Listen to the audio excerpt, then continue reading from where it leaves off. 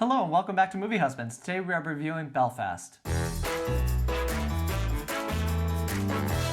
Writer-director Kenneth Branagh returns with Belfast, an autobiographical film encompassing his early life in Ireland amidst social upheaval between Catholics and Protestants. Jamie Dornan, Catriona Balfe, Judi Dench, and Jude Hill star. So Jeffrey, what did you think about Belfast? This was very pleasant, wasn't it? It was a very pleasant film. It's a very pleasant movie. It's delightful, actually, in many scenes. I think that when you see the Oscar crop of movies every year, you try to pick out, like, what's the one that I can show my mom? And this is the one that you can show your mom. Yeah, I think this movie did a wonderful job of balancing kind of all these moods. There's so much in this film in terms of sadness or grief or happiness and joy and moments of turmoil. It's kind of all packed in there, but it does such a great job kind of balancing all those moods. And it's funny how we mentioned that Kenneth Branagh, this is an autobiographical film about his childhood, and I did not know that until after the movie when I kind of read up a little bit on how it was created and how he wrote it like right during the beginning of lockdown and the beginning of the pandemic. I felt like this movie really did have that kind of identity about it in a sense of kind of feeling like you're kind of plucked into a moment of his childhood. Yeah, I think this is interesting in Kenneth Branagh's filmography too. I always like to take a film and see how it kind of fits into the whole of somebody's filmography. And he's most famous for being, for directing and starring in Shakespeare adaptations. Like he directed this extraordinary Hamlet adaptation that's insanely long in the 90s that is definitely the best Hamlet adaptation on screen. I think that's well established. But anyhow, he's a classically trained actor, and he goes on to make, Thor, which we both like Thor. Then he makes a really awful movie called Artemis Fowl. There's some other ones in there, but he has a really interesting career. But I would never describe him as being a very personal or heartfelt filmmaker. Like that has really not come through in any of his films until now. So a lot of these scenes are so kind of dripping with nostalgia, I think in a way that's really positive, in a way that would probably annoy me and I'd find rather saccharine in other films that he just is able to pull off really well. Great soundtrack. Certainly adds to the nostalgia. There's a whole lot of Van Morrison in this movie. I'm thinking like the amount of Simon and Garfunkel that is in The Graduate is the amount of Van Morrison that's in this movie, so hope you like Van Morrison. No, I love the music in this movie. There was like these musical interludes. Yeah. And it mainly had to do with Jamie Dornan's character. He plays the father in this movie, and he leaves to go work in London, and during these moments there's these musical interludes with Van Morrison, and they're great moments. A lot of bus motion with people looking through windows. But beyond that, I think one of the wonderful things about this film, and I don't know if it's intentional or not, but how much it perfectly captured what it was like to be a kid. Mm-hmm. Everything that was so immediate to your life is what you focused on, whether it was just, and it was so simplified, school, friends, family. It just reminded me so much of how nice that was to be like that. I think, I don't know whether technology or just getting older, you're just so much more aware of absolutely everything around you, and it's not just immediately what's important to you in your life. And I think this movie just so beautifully captured what that was like. Yeah, I always gravitate towards darker subject matter. Like, for instance, if you ask me my favorite movie about childhood, I think the first thing that comes to mind is Where the Wild Things Are, which definitely focuses on the loneliness of childhood, which I don't think is explored a whole lot, so maybe that's why I gravitate towards that film. But this film really reminded me of the joy of being a kid and the joy of having a great relationship with, your grandparents, or having a great relationship with your parents and how they shape you. And I think another interesting thing, this maybe is going to go into some technicals, but another interesting thing about this film is how we're seeing these issues kind of through a kid's eyes. It's almost like the marital strife and all of the adult issues going on in this movie seem to almost be happening in the background. So the film is shot in this very kind of peculiar way where they're using foreground and background. There's usually a lot going on in shots. So for instance, you may have the main character, the kid, kind of in the foreground and he's playing with a toy and his parents are having this really intense conversation in the background,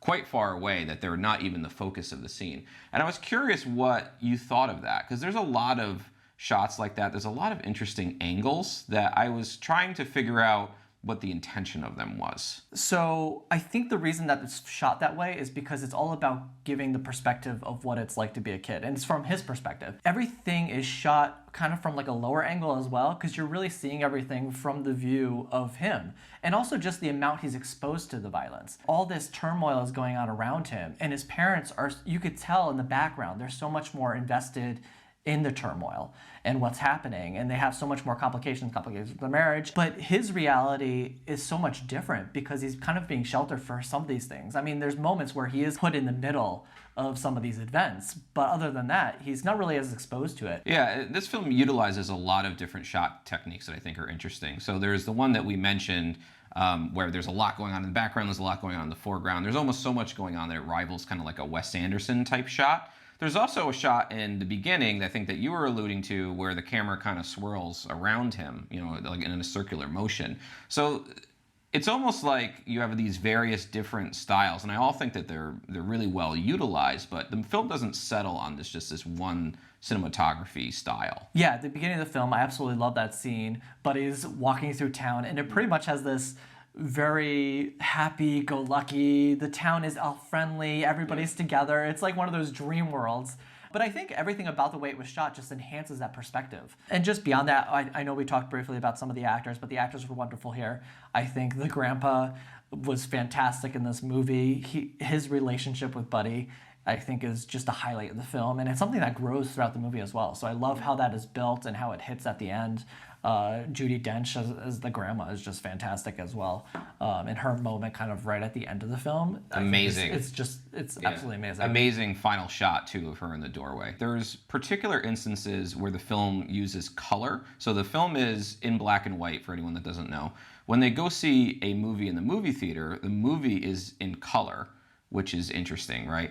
There's also these scenes at night of these watchmen walking with torches, and there's a searchlight that keeps going between them, and it clearly looks like a movie set to me. I think it's intentional. So there are times where this film is almost pointing to the artifice of it being a film, of it being kind of a fantasy. Almost like you're saying at the beginning, how things are so upbeat, it's almost like the beginning of Beauty and the Beast.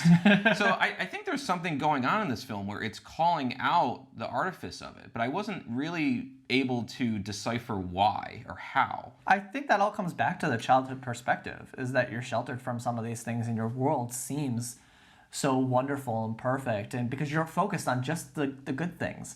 And those things are kind of broken down for you when something bad happens, and you're forced to face that as a child. And I think that movie kind of grapples with that. Yeah, because you have to ask, is, going to the movies is the only thing in this film that's in color? Why? It's clearly intentional. It's clearly trying to tell us something. I haven't really settled on exactly what I think about that. As far as a couple negatives, I do find the film a little unfocused.